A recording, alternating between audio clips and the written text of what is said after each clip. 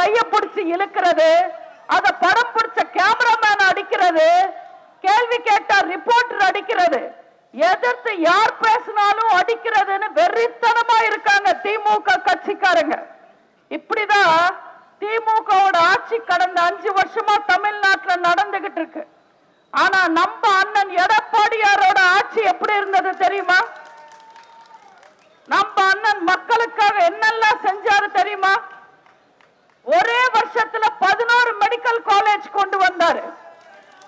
10,000 கோடி விவசாயிகளுக்கு இழப்பீடு கொடுத்திருக்காரு.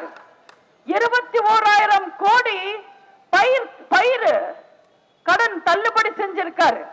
68 ஆர்ட்ஸ் அண்ட் சயின்ஸ் கலை மற்றும் அறிவியல் கல்லூரி 68 கல்லூரி கொண்டு வந்திருக்காரு. 6 சட்ட கல்லூரி கொண்டு வந்திருக்காரு.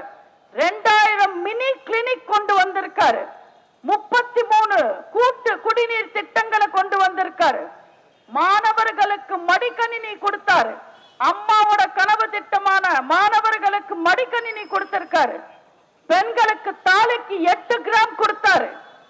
இன்னைக்கு திமுக அதிமுக காரங்க பெண்களை கல்யாணம் பண்ண சொல்றாங்க, நாங்க படிக்க சொல்றோம், நாங்க படிக்கிற பொண்ணுங்களுக்கு மாசம் 1000 ரூபாய் தருவோம்ன்றாங்க.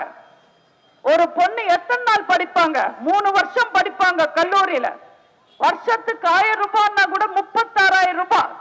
ஆனா நம்ம அம்மா கொடுத்தது 1 பவுன் தங்கம் 8 கிராம். இன்னைக்கு 1 பவுன் தங்கம் விலை என்ன? 1,50,000 ரூபாய், 1,25 லட்சம் ரூபாய். அதுவும் எங்க அம்மா எல்லாருக்கும் 8 கிராம் தங்கம் கொடுத்தாங்க. படிச்சு பட்டதாரியா இருந்த பெண்களுக்கு மேல 50,000 ரூபாய் கொடுத்தாங்க.